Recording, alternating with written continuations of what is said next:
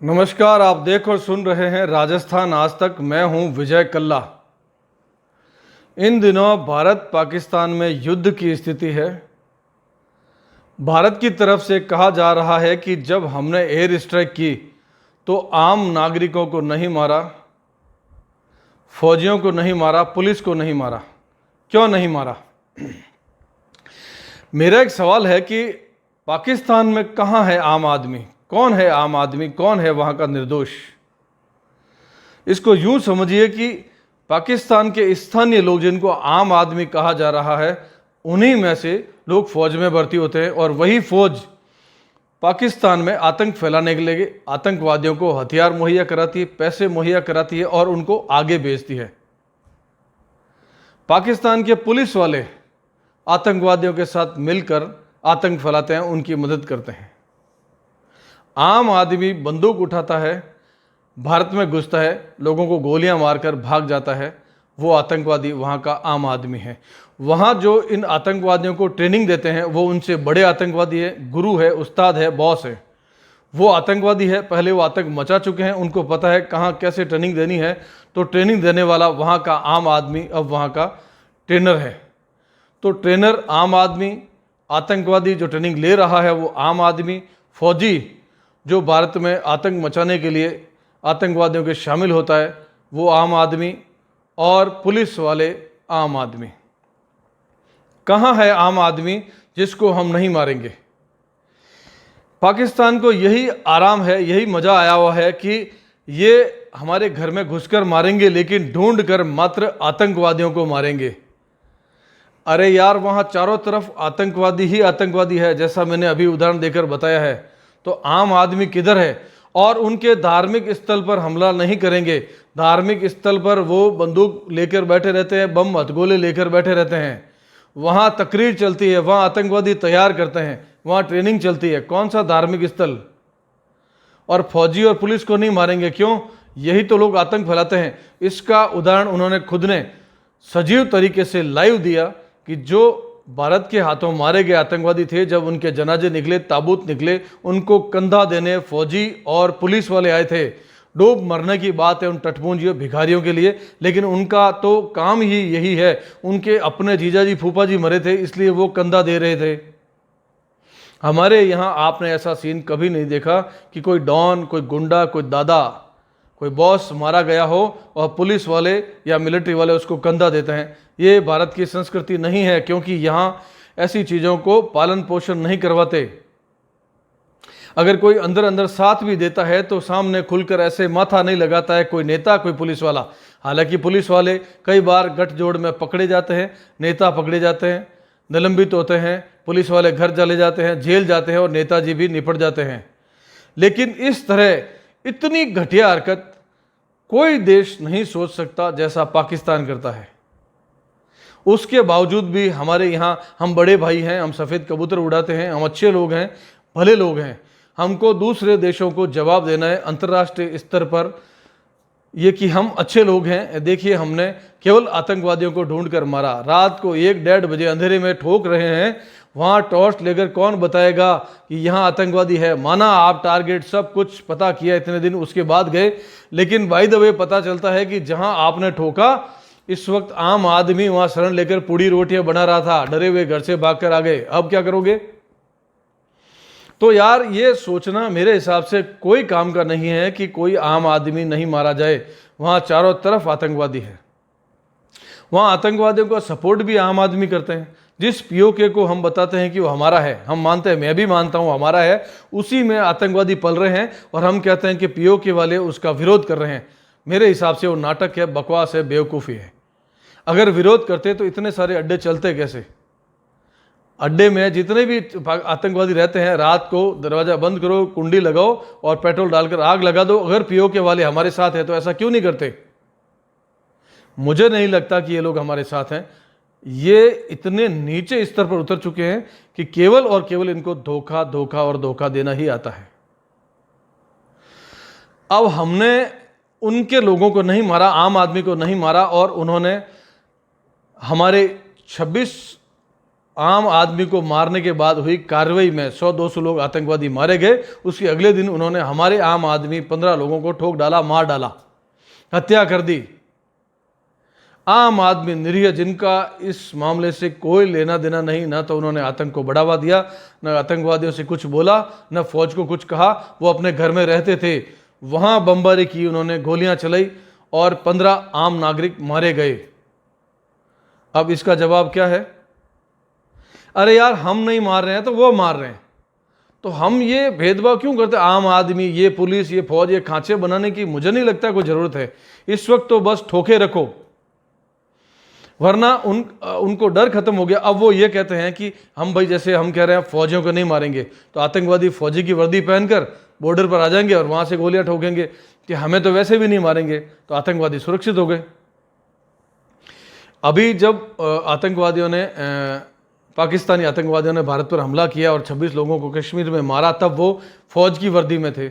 ऐसी वर्दियां पहनकर वो बॉर्डर पर लेट जाएंगे और यहाँ गोलियां चलाते रहेंगे। हम सोचेंगे ये फौजी, इनको नहीं मारना है, हमको आतंकवादियों को ढूंढ कर मारना है। वो आतंकवादी यहाँ आ गए पुलिस और फौज की वर्दी पहनकर। अभी कैसे ढूंढे? आधार कार्ड, कोई कार्ड वार्ड लटका कर तो घूम नहीं रहे हम आतंकवादी हैं, हम आतंकवादी नहीं हैं। पाकिस्तान में जब, मुझे नहीं लगता कि जब कोई बच्चा पैदा होता है तो नर्स ऐसा बोलकर लाती है, लीजिए आपके घर में आतंकवादी पैदा हो गया है, या लीजिए आपके घर में आम आदमी पैदा हो गया है। वहाँ पैदा होने के 4 दिनों बाद पता चलना शुरू हो जाता है कि ये बच्चा आतंकवादी बनेगा। वहाँ ट्रेनिंग यही दी जाती है, यही सिखाया जाता है। इसी राह पर चलते हैं कि काफिर को मार दो। वो सीखते सीखते वो ऐसी जगह पहुंच जाते हैं, पहुंचा दिए जाते हैं, घर वालों की तरफ से भेज दिए जाते हैं कि हमारी तरफ से इसको, देश को दे दिया, देश को आज़ाद करो, भारत को बर्बाद करो, हम इसी से आगे बढ़ेंगे। वो बच्चे जो छोटे से थे, नर्स के हाथ से निकले थे कि ये देखिए आपके घर में आम आदमी पैदा हुआ, वो चंद दिनों बाद AK-47 लेकर भारत में घुसता है और जहां मर्जी अंधाधुंध गोलियां चलाकर किसी को भी मार देता है। ये है वहां का आम आदमी। तो मुझे नहीं लगता पाकिस्तान में कोई आम आदमी बचा हुआ है। बांग्लादेश में भी काफ़ी हद तक आम आदमी है ही नहीं, निपट चुके हैं। पाकिस्तान, बांग्लादेश में अब जो बचे हैं वो शायद वो हिंदू हैं जो आम आदमी कहला रहे होंगे। बाकी तो जिसको जहां मौका मिलेगा वो ट्रेनिंग करेगा, जिसको जहां मिलेगा वो गुरुजी उस्ताद बनकर ट्रेनिंग देंगे। उस्ताद पहले खुद आतंकवादी थे, उसने कई जगह हमले किए भारत में।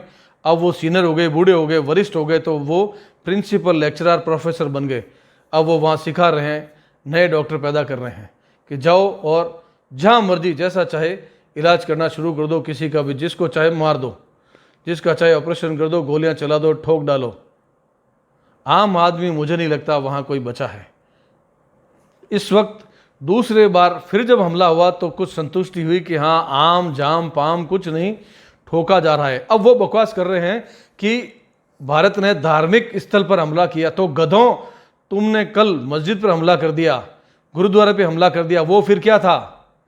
और भारत के मुसलमानों को समझना होगा, जो कई बार पाकिस्तान के हारने पर मायूस होते हैं और भारत के क्रिकेट में हारने पर बम फोड़ते हैं, वहां जाकर देख लो। अभी जो उन्होंने भारत की मस्जिद पर हमला किया, वहां मुसलमान बैठते हैं, भारत के मुस्लिम, और उस तरफ के आतंकवादियों ने या फौजियों ने वहां पर बम ठोक डाला। मरे तो मर जाओ, मुसलमान मरो, चाहे सिख मरो, हिंदू मरो, उनको कोई मतलब नहीं, बस भारत के लोग मरने चाहिए।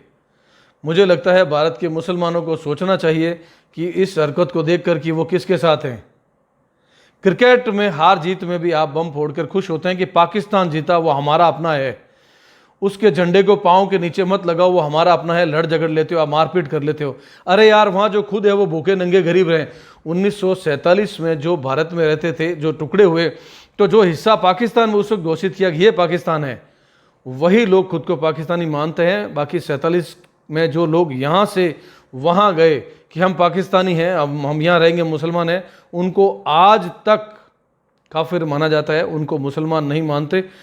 ऐसे ढेरों वीडियो उनके नेताओं के आ चुके हैं, वहाँ के पीड़ित मुसलमानों के आ चुके हैं कि हमको 2वें दर्जे का मानते हैं, हमको पीटते हैं, मारते हैं, हमारी हत्याएं करते हैं, बलात्कार होता है कि तुम लोग काफिर हो, हिंदुस्तानी हो। अरे यार, जमीन रात को हम सोए थे इधर, तब तुम सब हिंदुस्तान थे। उस वक्त कहा भाई ये पाकिस्तान हुआ है और हम इधर आ गए तो हम भी पाकिस्तानी। पर मतलब यह हुआ कि रात को जब सोए थे तो सब हिंदुस्तान था, भारत था। रात को बोला गया कि ये लकीर खींच दी है, ये हिंदुस्तान ये पाकिस्तान। यहाँ के मुसलमान तुरंत उधर भागे कि नहीं, हम तो मुसलमान भाइयों के साथ रहेंगे, हम पाकिस्तानी हैं। वहाँ के पाकिस्तानी उनको कहते हैं तुम दोगले हो, तुम मुसलमान नहीं हो, तुम भारतीय हो, और उनको मारा पीटा जाता है, बलात्कार किया जाता है उनकी बहू बेटियों के साथ में। वो पीड़ित हैं, फिर भी वहाँ पड़े मरे हुए हैं, और यहाँ वाले उछल रहे हैं कि वो हमारी जगह है। प्रभु वहाँ पधार कर देख लो, पता चल जाएगा। एक किस्सा सुनाता हूँ। मेरे एक परिचित थे, बड़ी पुरानी बात है ये।